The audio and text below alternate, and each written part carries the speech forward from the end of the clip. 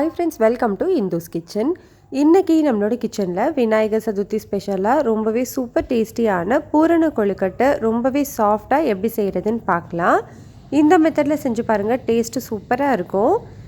இதை செய்யறதுக்கு ஃபர்ஸ்ட் மேல் மாவு ரெடி பண்ணிக்கலாம். அதுக்காக ஒரு பவுல்ல 1 கப் அளவு கொழுக்கட்டை மாவு இல்லைன்னா இடியப்ப மாவு சேர்த்துக்கோங்க.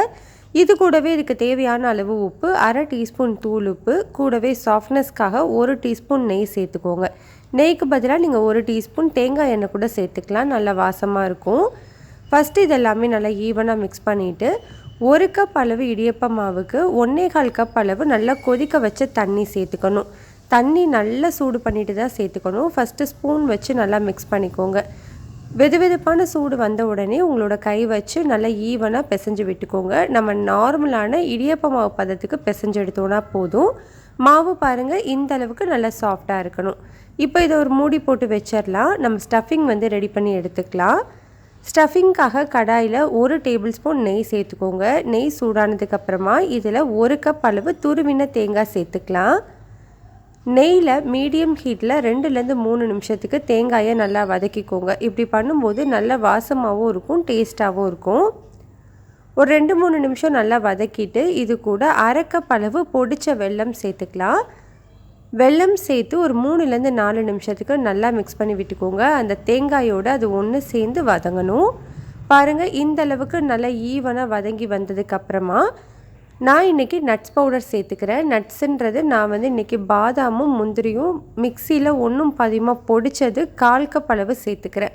நீங்கள் நட்ஸ் பவுடர் சேர்த்துக்கலாம். அப்படி இல்லைனா வேர்க்கடலையை 1/4 கப் நல்லா வறுத்துட்டு தோல் எடுத்துட்டு ஒன்றும் பாதியமாக பொடிச்சிட்டு கூட சேர்த்துக்கலாம்.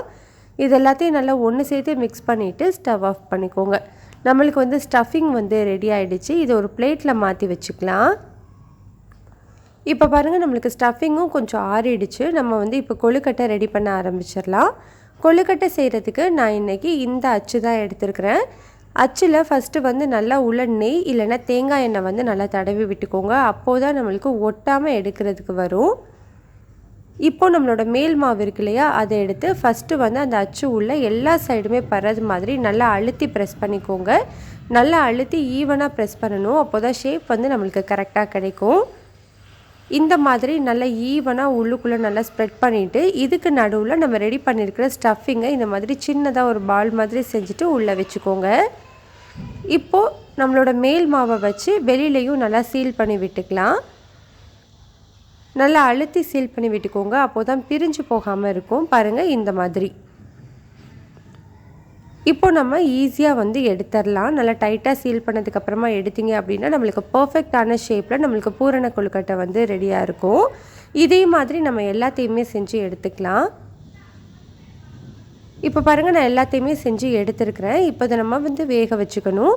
ஸ்டீமர் பிளேட்டில் நெய் தடவி வச்சுருக்கேன். அதில் நம்ம ரெடி பண்ணி வச்சுருக்கிற கொழுக்கட்டை மாவை ஒன்றா வச்சுக்கலாம். இப்போ நம்ம ரெடி பண்ணியிருக்கிற கொழுக்கட்டைக்கு மேலே ஒவ்வொரு குங்குமப்பூ மட்டும் வச்சுக்கிறேன். இது ஃப்ளேவருக்காகவும் அதே நேரத்தில் அழகாக இருக்கிறதுக்காகவும் வச்சுருக்கேன். இது ஆப்ஷனல் தான். விருப்பம் இருந்தால் வச்சுக்கோங்க, இல்லைன்னா ஸ்கிப் பண்ணிக்கலாம். கொழுக்கட்டையை வேக வைக்கிறதுக்கு இட்லி பாத்திரத்தில் 2 டம்ளர் தண்ணி சேர்த்து நல்லா சூடானதுக்கப்புறமா நம்ம ரெடி பண்ணியிருக்கிற கொழுக்கட்டையை உள்ளே வச்சுக்கலாம். மீடியம் ஹீட்டில் ஒரு 10 நிமிஷம் வேக வச்சு எடுத்தீங்க அப்படின்னா சூப்பர் டேஸ்டியான பூரண கொழுக்கட்டை ரெடியாக இருக்கும். இந்த கொழுக்கட்டை எவ்வளோ நேரம் ஆனாலும் ஹார்டாகாமல் ரொம்பவே சாஃப்டாக இருக்கும். கட்டாயம் ட்ரை பண்ணி பாருங்கள். ரெசிபி பிடிச்சிருந்ததுன்னா லைக், ஷேர், சப்ஸ்கிரைப் பண்ணிக்கோங்க.